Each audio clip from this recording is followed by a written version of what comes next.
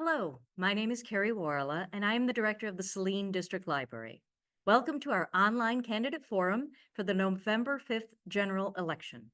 The library and the League of Women Voters are nonpartisan organizations that promote voter education and participation.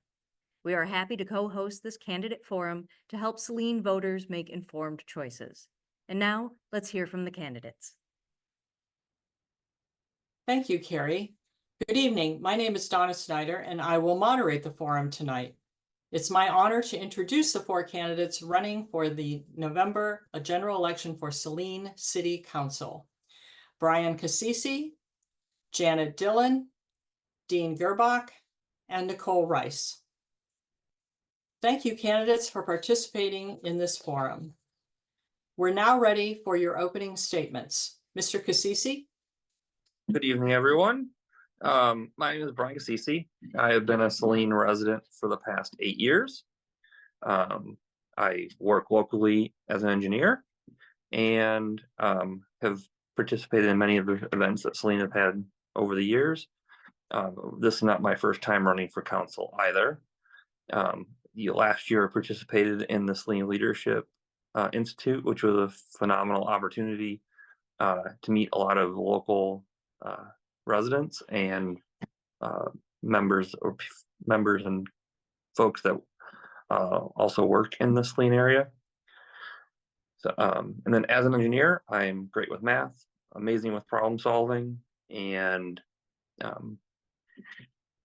yeah, there's nothing I can't fix. So with that kind of mentality and mindset, I'd like to give back to the city that I've grown to love and live in, give back to the city of Saline, and be an engaged member on city council to basically continue Saline's legacy and make sure that we're positioned well for the next future. So thank you, and look forward to everyone's debate tonight.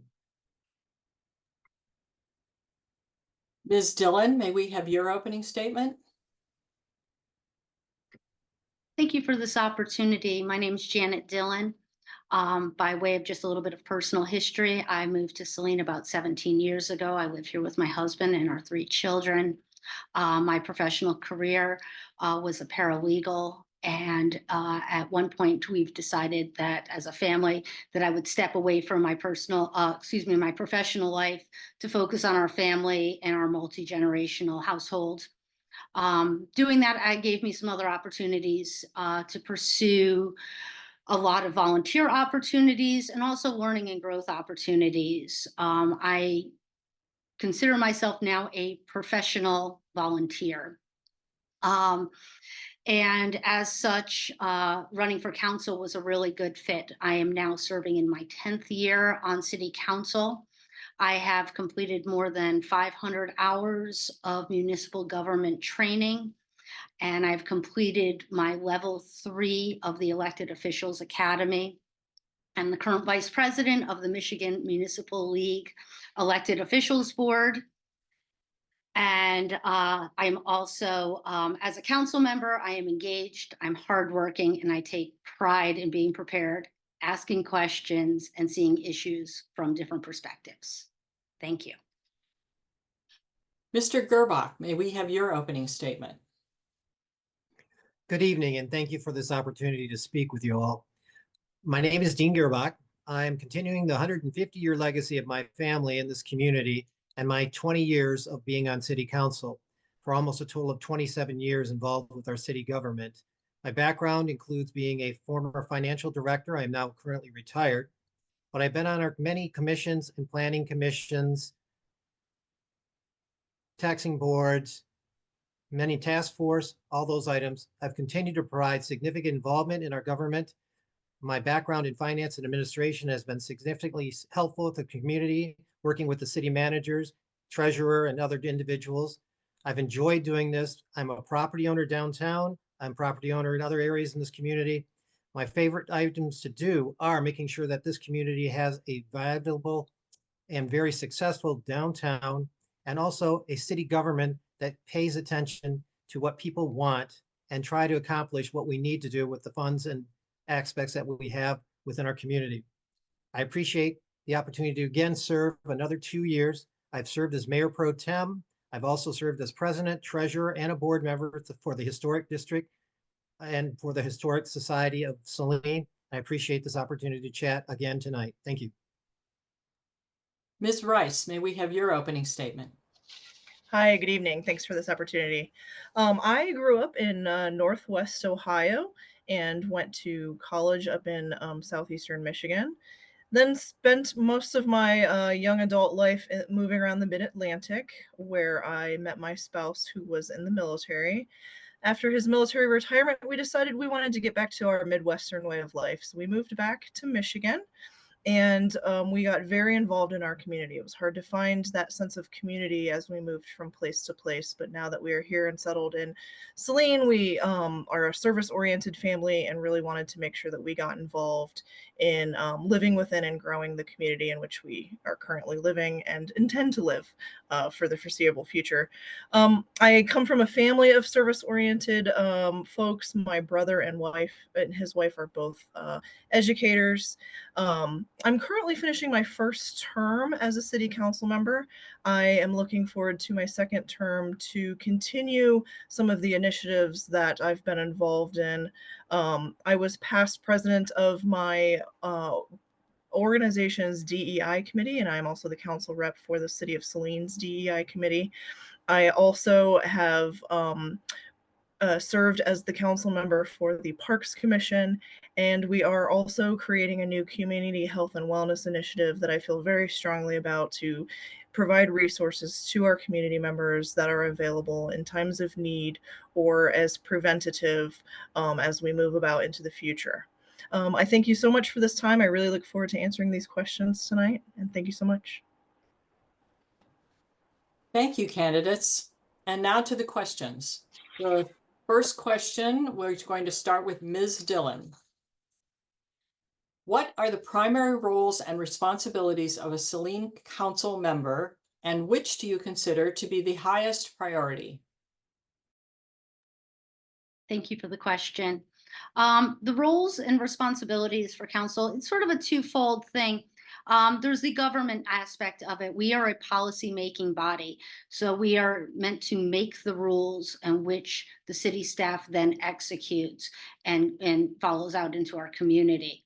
The other part of the important other aspect of our role is the community engagement aspect, is understanding what our community needs, what our community wants, and crafting those policies to make sure that we are incorporating into that those wants, those needs of the residents, the business owners, and the actual community at large. I think that's a really important aspect of it. And then I think there was another part to that question. I probably should have written it down, and I apologize. Which do you consider to be the highest priority? Oh, the highest priority for the city right now, I think, would be maintaining a sound government, and that would be part of our strategic planning, our financial fiscal responsibility. There's a lot of aspects to that. There are a lot of spokes on the wheel that keep the wheel turning. Thank you. Thank you. Mr. Girbach, same question. I feel the one greatest priority of a council member is to make sure that they're prepared. They need to understand the topics and then what's going on and have the information available. Often we need to be able to understand what's being presented and to be able to communicate it back to the constituents, but also to make sure that we ask the questions that need to be asked to make sure whatever we're doing and moving forward is appropriate, including policy and also how we expend money and making the decisions of what this community needs to have going forward in the future. As to what I see as our priority, I believe that right now is making sure that we are prepared for the next 20 years in terms of our growth, our infrastructure, our financial position, and also imagining what this community will be with the pressures that are coming on it from fire, police, and other services at this point. Thank you. Ms. Rice, this question, please. Thank you.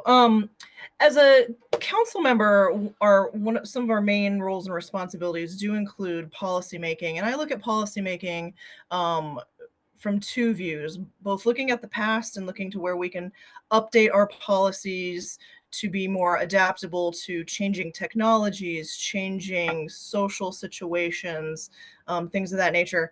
And then also looking into the future. What are we looking ahead at? What changes do we see within our community that we should set policy for to get out ahead of it? As members of the community and council members, making connections between our neighbors and the city staff to share those resources and make sure that the community understands what the city is trying to accomplish and how we're going about to make those policies.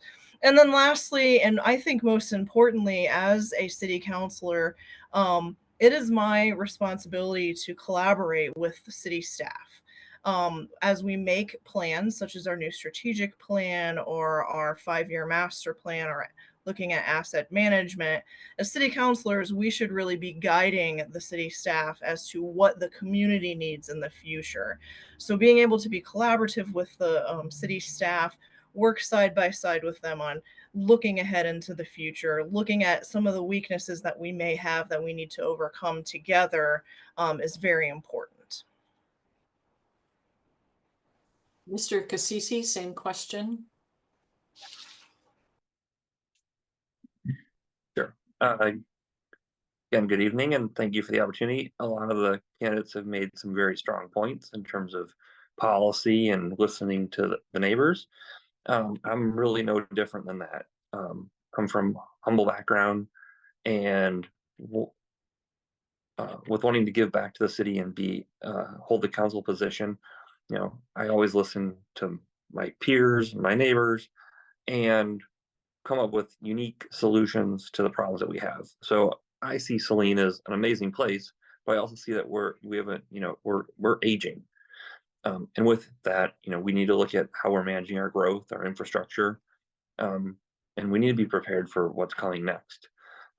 So I like to be direct. I like to be concise, and I'm very proficient with doing more, doing the maximum with with limited resources. So my fiscally conservative background and strong relationship building, especially with neighbors, and listening to everybody, and able to apply the skills that listening and collaborating would be an amazing asset to the council. Thank you. Mr. Girbach, we'll start with you for the next question. Do you see a need to increase the number of businesses in Saline? And if so, what ideas do you have to do so? As a community, we always need to be welcoming to other businesses coming into our town. A number of the things, without a prime economic development and allowing for new businesses and encouraging new businesses, our community will wither and die. What we need to do is be able to provide the opportunities from our staff involvement, our community development director, who we just hired recently, a new one, to provide those services so that they can work through the system and understand how our system works, from opening a business to renovations, to understanding how maybe the small business. We have groups that within our community, the chamber, the schools, we have Saline Main Street, all of those items can come into swing and work together to provide that kind of assistance. And in addition, I think we need to look at ways that the government and maybe the grants and such that are out there to be able to work as a conduit to provide those type of situations where either through a commercial rehabilitation district or through other types of incentives, we will be able to help our community grow and develop. And those are things that work as a partnership between the individuals coming into town and those of us that have the knowledge and the ability to assist with that. Ms. Rice, same question.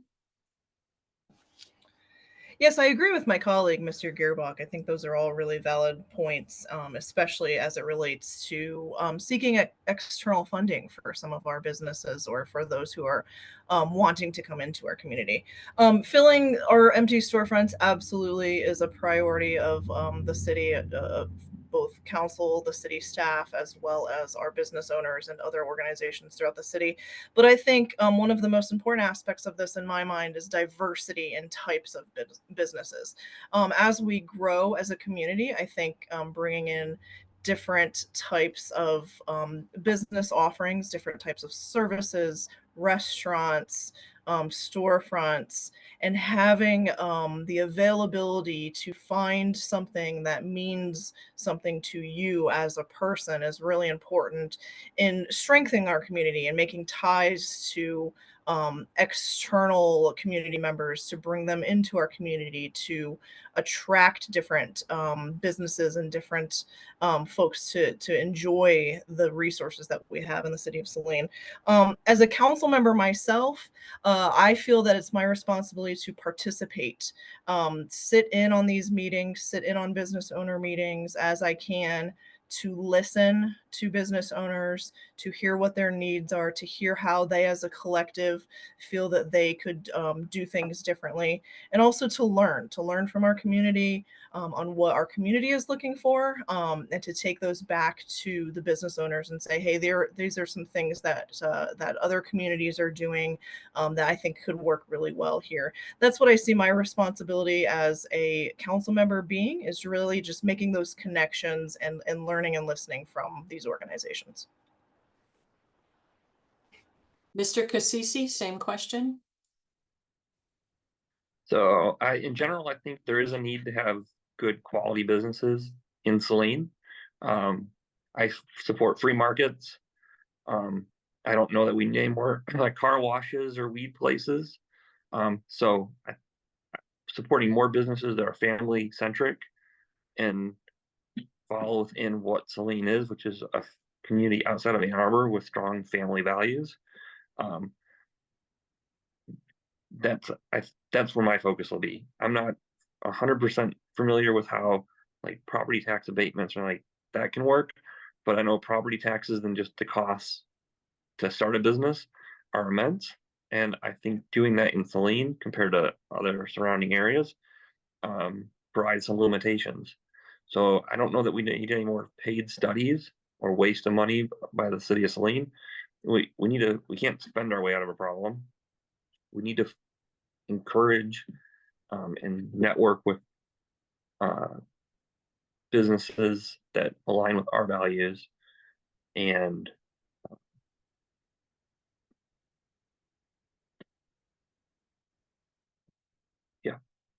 and get more businesses that way. Thank you. Ms. Dillon, same question. Thank you. As far as the need to increase businesses in Saline, I would say a rising yes to that. And what I think we need to look at is different types of businesses, micro businesses, small businesses, and of course, large industry business. Finding the balance in that is of paramount importance. What we did see is that the city has been able to have studies done and understand our shopping, our dining experiences. And what we've learned from that is that our community actually spends more money than other communities. But what those dollars are doing are going outside of our community. So finding resources and bringing the businesses here may keep some of those dollars within our own community. I do think, as was earlier stated by others, that there are opportunities for grants, incubators, a lot of different partnering opportunities, and to aid businesses in being successful here. Also, with bringing businesses, it brings jobs into our community and keeping people in our community and provides an entrance into our community. So I do feel it is of great paramount value to focus on increasing business throughout our community. I know that we have put a focus primarily on downtown, but our east and west sides, our industrial parks, all require attention also. So with that, I will yield my time. Thank you. Ms. Rice, you will start with the next question. What specific policies should the city implement to balance climate change and environmental issues on one hand with the desire for economic development? Hi, thank you. This is a great question, and one that we, during my time as a council member, have yet to find a way to tackle. I think what we need to do is look to other communities and some of the ideas that they have done. I would like to start small by encouraging our restaurant and business owners to collaborate on using more sustainable to-go items in their businesses. We've already started, our environmental commission has already started working with events within the community to make sure that they are sustainable events. We're doing proper recycling, proper trash, and we're not using any of those containers that are non-compostable as well. So I think if we start small here in Saline, I don't think that we should necessarily jump the gun too far. But if we start small, we get the community on board, we can then lean that into our larger businesses by having more solar in our businesses, by having more availability for electric vehicle charging, things like that. So as a council member, I'm going to go back and lean on our environmental commission to do a little bit more research for us, connecting with those smaller communities, and to see how we can start small and then hopefully, 10, 15 years into the future, be able to support all of those sustainable ideas and opportunities that are in some of the larger cities in the region, and that we can then adapt to meet our needs here in Saline. Mr. Cassisi, same question. So specifically, what should Saline do from a policy standpoint? I don't want to come out and be such a blanket statement to say nothing, because that's not the correct answer. But I'll agree with Nicole of starting small. I think we can all do our part. I personally tried to minimize, single-use things that are just going to end up in a trash somewhere. Recycling of boxes. The whole mindset of reduce, reuse, recycle, and find alternate purposes for things. Not buying new gadgets aren't necessary. Like, I'm kind of a very frugal, thrift store shopper. So finding ways to, I guess, save money and then minimize the impact on the environment. So what Saline can do, I mean, we can go paperless, work towards that. I mean, recycling, many of stuff we already do, we can build upon that. Ms. Dillon, same question. Thank you. I think first and foremost, the one thing is education, is people understanding the benefits of climate, and understanding what we can do to eliminate some of our climate control issues, and to balance that. And I know that you had talked about economic development with this, and again, it's about finding balance. There's a lot of different things we can do. I know we've talked here about sustainability with compostable, to-go products and such. That's one aspect of it. EV chargers are one aspect of it. But bigger picture, as far as policy, we could be looking at more of reviewing our zoning regarding solar implementations and additional EV charging. But the other part too is that there's walkability. One of the things that the city has spent an enormous amount of time and money and effort on are parking studies, because we still are in the mindset of we want to drive our cars to places and we want to park right in front of that place. And if we can have a mind shift that walking is a benefit not only to our personal health, but to the environment, I think that could have a great impact on our community. And understanding, when you want to talk about economic development, is providing avenues for those businesses, whether there's grant opportunities, and going back to what I started the conversation, which is education. Thank you. Mr. Girbach, same question. As one of the key components of our new strategic plan, and as Councilmember Dillon mentioned, sustainability and education are a key component of this. Where I also believe is that we have to look at how we're going to implement it in terms of cost effectiveness, carbon offsetting, and those type of aspects to which we're really trying to achieve. Sustainability in Saline means that we can continue to do the things that we are, but we also have to look at things that potentially we may have to reconsider. Are they the benefit? I mean, there's certain things that we've talked about in the past, from water quality, stormwater retention, those type of things, which are continuing to contribute to whether we have clean water and whether we're handling those things due to climate change. Some of the other items I believe we can put in place are LEED standards. There's different levels, gold, platinum. We can encourage our developers to do that. Maybe potentially we've done things like that associated with tax abatements related to large construction projects or businesses that have come into Saline.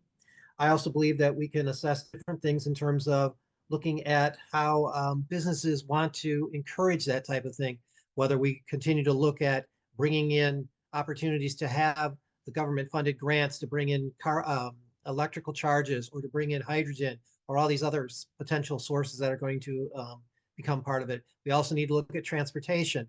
Those aspects of our sustainability would be, how do we provide more mass transit or other opportunities for which people can park their car and do other ways of getting around our community. In addition, then I would say that the other piece of it is just really understanding and providing that education and having the feedback from our community through our environmental committee and also through our planning commission on how to achieve these goals with regular input from different sources and expertise. Mr. Cassise, the next question is, if elected, what 3 steps would you take to put the city of Saline on firmer financial footing? So when elected and on council, the first thing that I would do is look at past budgets, understand where the money is, what's the revenue, and what are the expenses.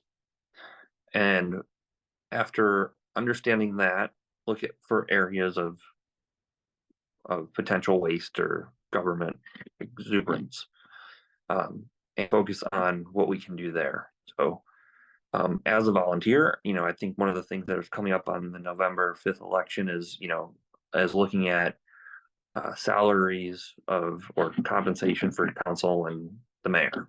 I don't know that increases are necessary. I think compensation, this is more of a volunteer thing to give back. So that's one way to control costs. Yeah, I'm good with finding unique solutions to either avoiding expenses or minimizing the impact of costs. So focusing, my second, I think maybe second or third step would be to look at just, again, where we're spending money and what our prioritization is. For me, things that I prioritize are, again, infrastructure, things that affect everybody: wastewater, wastewater treatment, stormwater, everything that is basics to human life. Focus there. Sorry, maybe not the most concise examples here,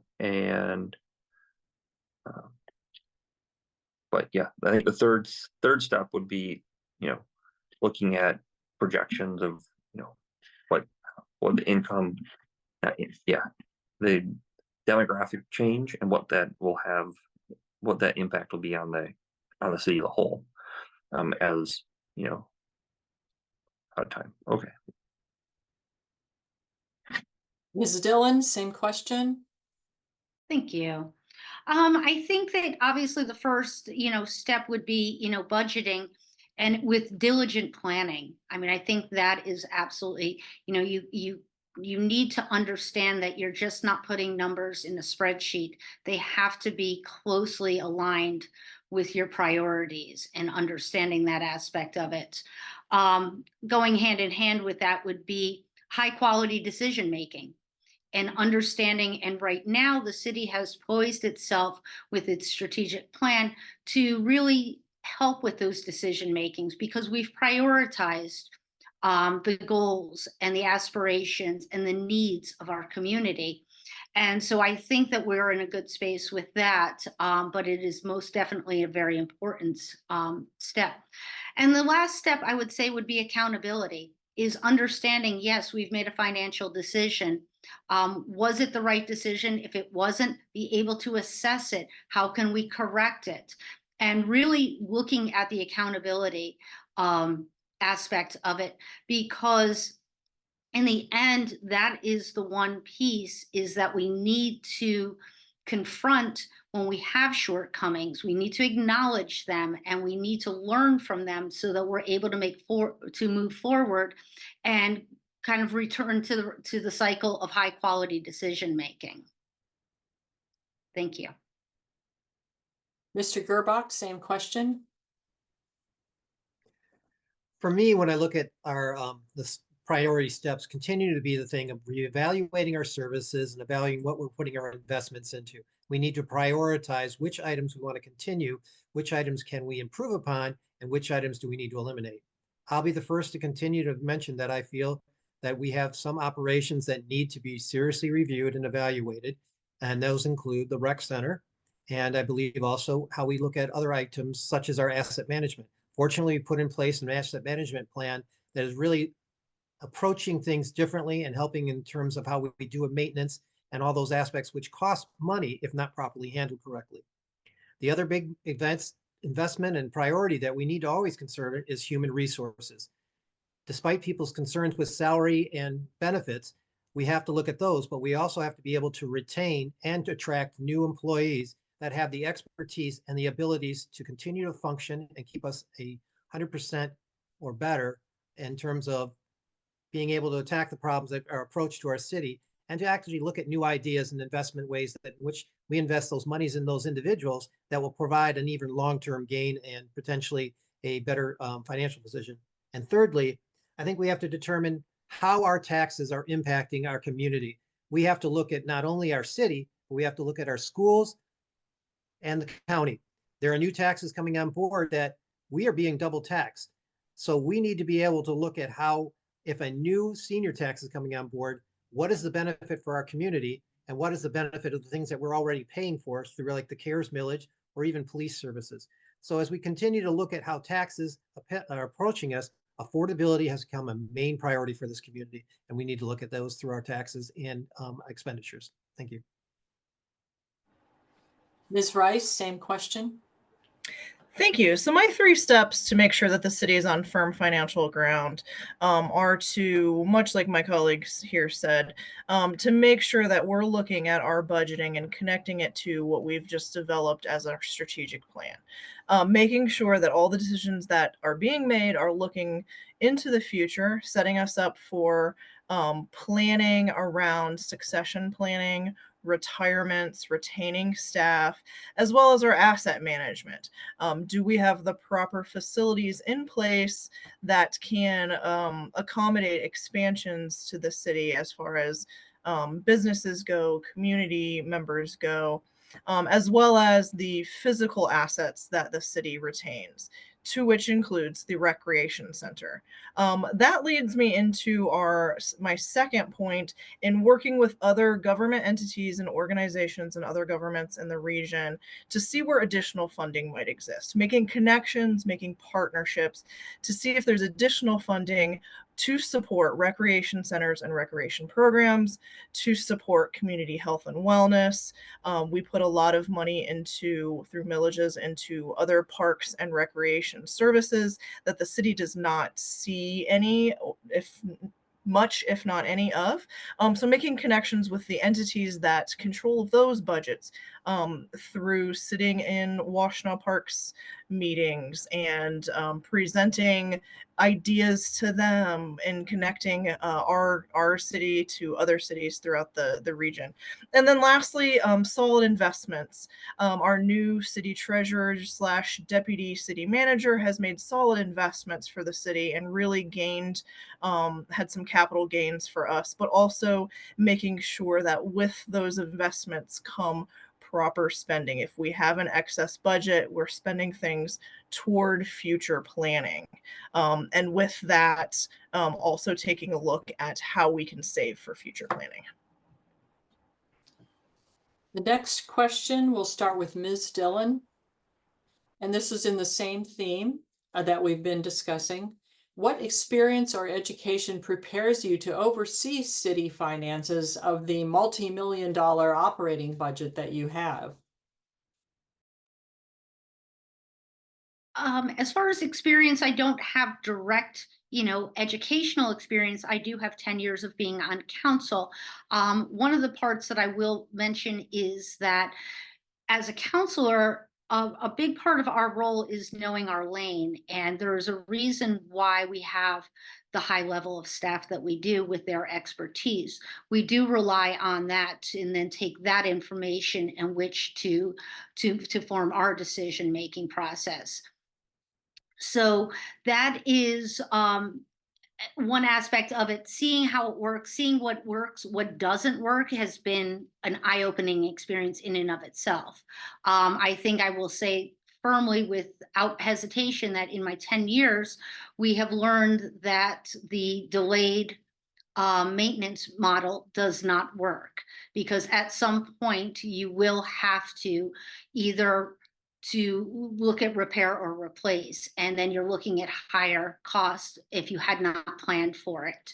So learning from past errors, but also taking an opportunity to look at what we have done successfully. And there are many things to point to that we have done very successfully.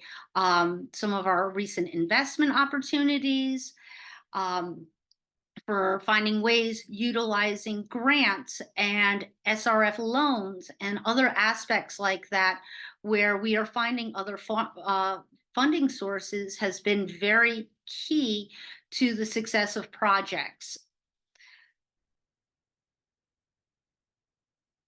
Thank you. Mr. Girbach, same question.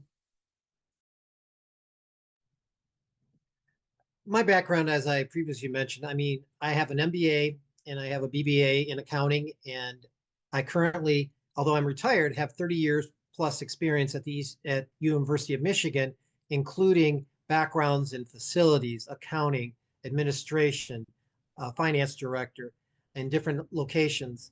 I've also been on council for over 20 years, and I've pretty much seen everything come or go over these many decades, from seeing us repeat mistakes, correct mistakes, and fortunately now addressing things that, due to leadership from the staff, has put us into another better direction, in which I provided that kind of information and assistance. Where I also see my background is also being a business owner and having property downtown. I'm part of the downtown. I want to make it succeed. I see the need for us to continue to make businesses succeed throughout the entire community. I also have an understanding of different planning, all the boards. I've served on every commission within the community, from youth council to different task force, including our risk management. My background is in compliance and accounting. I have also provided different types of approach, from just understanding how we need to grow, and including my experience from working at times with MML and different task force, including WATS, which are Washtenaw Area Transportation, and different positions in which I've held over the years. A number of the things that I think qualify us most, though, is really being able to understand the documents, the information, and practicing and being well-versed in the things that are changing over the years. I keep myself educated through articles from either Cranes or from the New York Times and all of those. So a lot of that experience and just the broad education in which I've acquired over the years, I think, are what are needed for a very qualified individual to be able to continue to provide the support to our community. Ms. Rice, same question. Thank you. So in my career, I've worked for both for-profit and federal government agencies, trying to make money and trying to save money. I have extensive coursework in continuing education in project management, financial management. I run the budget for my communications group within my organization. But I think the most striking thing about me is my inquisitiveness. I ask questions, I seek to make connections. I continuously want to learn. I always say if I ever won the lottery, I would just go back to school. I love to learn. So I think the fact that I will sit down with my council colleagues, I will sit down with city staff, I will sit down with other government entities to better understand finances and how we're using different sources of money and what to look for in the future is a key asset in the way that I work as a city councilor. I will also say that I'm also involved in a very diverse groups of nonprofit agencies, of faith-based organizations, and I've seen the inner workings of how those organizations manage money as well. So all of these things I can take into my position as a city councilor. I don't pride myself as the expert in anything financial, but I know who the experts are and I know who to go to get the correct information to make a sound decision. Mr. Cassise, same question. Where to start? My qualifications in terms of budgeting and planning and finance stuff, I rate myself an A plus or maybe 2 pluses. I have a degree in mechanical engineering. I've been an engineer solving problems for the last 16 years. I'm on the city of Saline, the tax tribunal, as a board member for my HOA. I am the treasurer.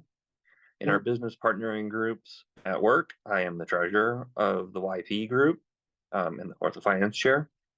I've lived by the model of save, save, save. I save until it hurts. I will retire by the time that I'm 49 years old. And at that point, may probably run for mayor just because I love Saline and would like to, again, continue to give back. So as a problem solver, I always take a new perspective and come up with alternatives perspective of ways that are creative to solve problems. And I can do math. My campaign for city council is I can do math. I can understand it's like a game of chess or checkers. You got to look 2 or 3 or 4 steps out, and I can do math. I can understand where money's coming from, where it needs to go, and make appropriate decisions on tax dollars with tax dollars of all our neighbors and constituents. So, yeah, it all starts with budgeting, planning, having a plan, having a goal, and working towards that balance of saving, spending, and investing for the future. Thank you. This will be our last question. Mr. Girbach, we'll start with you. What is your philosophy for listening and considering the views of those you disagree with? My philosophy has always been that you have to listen to all the opinions. You never realize unless you understand from where people are coming from and their belief systems, how they may be impacted by what you're making as a decision or how it could change even the aspect of what's happening to the city. The idea of understanding that we all have different ideas and beliefs is one of the key components. Where you have to do is determine whether or not those ideas or concerns are harmful, if they're going to be something that could potentially injure someone or potentially be a concern to which we as a group need to really focus on that idea. Often, even for some things lately, where I can give an example of the social district, while we really as a council want to have that district, sometimes because of concerns or information that's been given to us from a legal aspect or a liability concern, we may not be able to agree, but we will try and find a way to which we can achieve at least 80 to 90% of the goal. And if not, we can hopefully try for 100, but in some cases, it's just not going to happen. So listening and trying to encourage or re-explain or giving alternatives are key to being able to understand and be able to provide that kind of information to which we can both work back and forth as a group, listening, talking out and explaining and trying to find a suitable alternative or situation to answer the problem that's presented to us. Ms. Rice, same question. Yes, thank you. So I'm an empath at heart. So where I get myself into trouble is I take on the emotions of other people and I feel for them. And so I think that one of my strengths is that I can take that emotion and I can understand and I can do my best to not just sympathize but empathize and see how we can work together to take corrective actions. I think that one of my strengths in my workspace is that I am the person that folks know that they can come to bounce ideas off of because I come with I come as a blank slate. What I will say though, as a member of this community, I am indeed one of the loudest when it comes to speaking out against hatred. I will always defend the marginalized. I will always defend those who don't have a voice for themselves. And I will not lose sleep over that. I will sit and listen to your experiences. If you have had a different experience than the one that I have had or the one that someone else has had, I will listen to it, but I will shut down hate in a moment. With that, what I'm trying to do in my time as a council person is take that energy, take that empathy that I have, and turn it into action. So throughout the community, I have led initiatives to increase awareness of diversity, equity, inclusion, and accessibility. I have been the liaison for community members who have run into problems to get them to the resources that they need. I have helped with my two colleagues sitting here, Ms. Dillon and Mr. Girbach, create a community health and wellness initiative so that we can address some of these issues. And these are all about listening to the community and what the needs are, and then taking an action because we have the opportunity as council members to do something about it. And I will always be the person that tries to do something about it. Mr. Cassisi, same question. Ms. Dillon, same question, please. Thank you. As far as listening and to other views, I think that's one of the key aspects of being a city council member. We represent our entire community. It's not just people that are similarly situated to myself or have the same views or such. So, I mean, understanding that you are going to come into situations in which you do not agree is just a part of the job. It's a part of nature. It's a part of just reality. But what I can say is that I have really learned the skill of active listening and listening to hear what's being said, not just listening to respond back. And through that, it does open up another lens and gives you an opportunity to see what other people are thinking, what their perspective on an issue is. And I think it's really important. And there are going to be those times in which we don't see eye to eye on issues or that a decision is not what the community wants. But it is maybe in the best interest of the city as a whole entity. And so those are difficult conversations to have with people, but being respectful is always it's just absolutely required in any of those situations, because generally you can find some kind of a compromise. In my professional life of reviewing contracts, we always said the best contract is one where everybody's a little unhappy. So you really need to find that way because there's always something you can give. And so trying to find that balance, I think, is very important. Thank you, candidates, for your responses. We lost Mr. Cassisi, but we'll work him back in if he is able to come back online. So now it's time for your closing statements, and we're going to begin with Ms. Rice. Thank you very much. I really appreciate this forum. I'd like to start in closing by saying that I am very, very blessed to live in this community. From the moment we came in 2016 until today, we have built a family around us. I am very blessed to have been elected for my first term as a city councilor. I believe that this was because I championed for our neighborhood and I sought answers and I communicated with my neighbors, and I really tried to make an impact within the vicinity of my own home. And then I had colleagues who asked me if I would like to run for city council, and I did. And in doing so, I think I've been able to spread the action that I was taking in my very little bubble here on North Ann Arbor Street and spread that throughout the community. I've been able to make connections outside of the Saline City proper, out into the region and even into the state, that I think will better us as a community as a whole. I think Saline is heading in the right direction. I believe strongly that the city staff that we have on hand is in, you know, uh, has the best interests of all community members at heart and are taking deep pride and a sense of belonging in our community. And I would like to continue that, and I would like to continue some of the initiatives that I have set out for. Thank you. And Mr. Cassise is back, and we have begun the closing statements, but I want to give you an opportunity to answer that final question. Let me just read it again for the folks that are listening to this. What is your philosophy for listening and considering the views of those you disagree with? Mr. Cassise? So in general, I listen to both sides or all sides and let people. I like to say I'm a go-to of a lot of my friends because I will listen, even coworkers. So I'll listen, understand, and then offer reasonable and logical solutions. So I think truly we are all more alike than we are different. So with that, we're not trying to build a bridge between us to close the gap. It's a step forward by each member to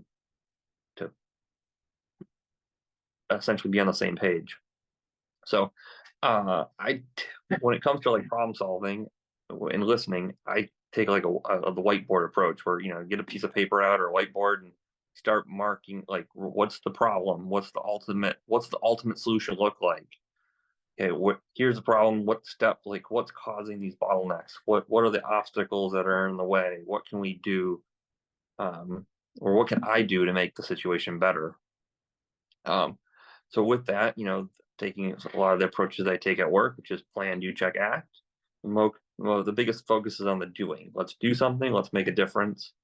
So I'm a problem solver. I solve problems. I can do math.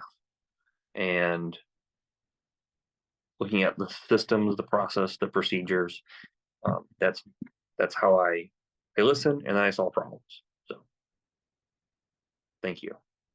Thank you. And that was the final answer to the final question. Now we'll go back to the closing statements. Mr. Cassise, will you mute now while the other candidates do their closing statements? And we're going to continue with Mr. Girbach for his closing statement. Again, thank you for this opportunity to talk to our community. I'm excited. I've been excited every time I've run for our community. My goal has been to continue the legacy of my family, where my legacy ancestors have communicated and brought this town from a village to a city in the 20th century. And what I'm hoping is I have the vision to bring this community further into our next and make it a 21st century city that actually is dealing with all the concerns and issues from affordability to housing to the types of things that we as a community want to be in 2025 or farther than that in terms of 2050.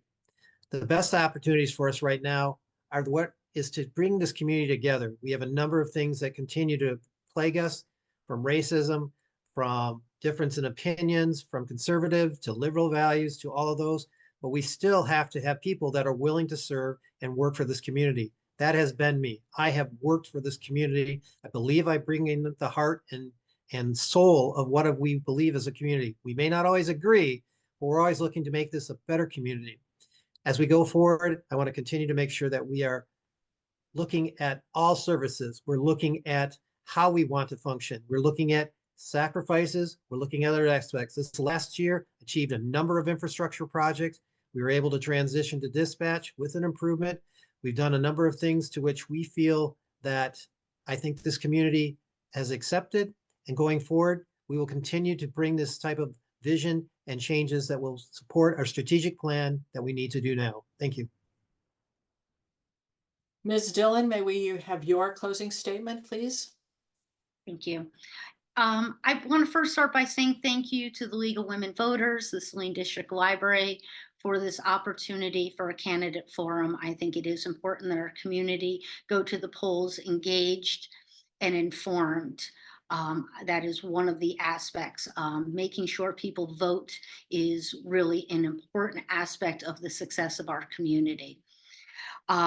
When reelected, I will continue to do what I've done for the last 10 years, which is remain an engaged community member and council member. I will continue to ask the questions at every meeting and nitpick the situations. I think that deeper dives are important. Understanding issues are important. Understanding not just the upside to an issue is what happens if aspect of things. It's a really important aspect of understanding if this goes wrong, how are we going to react? Because sometimes things will happen that way. I continue to prioritize connecting with our residents, our business owners, and really look forward to implementing our strategic plan. It's not just words on a page. It is really a living document that has the goals, the aspirations, and the direction of our community. Mr. Cassise, may we have your closing statement, please? From mute up there. So closing statements from myself. I am Brian Cassise. I am running for Saline City Council. This is the 4th time. I want to give back to the city of Saline. I live here. I love it here. I'm not going anywhere. So I'm not going to overpromise and underdeliver. I will continue my ways of listening. I will ask questions. I will make good decisions. I will support budgeting, fiscal responsibility, and sound decision making. I am not a politician. I'm an engineer. I can do math. And when elected, I'm going to provide my engineering skill set, mindset, problem solving expertise to the problems that the city of Saline faces. Thank you. Thank you to all the candidates for participating in this valuable session. Both the Saline Library and the League of Women Voters appreciate it.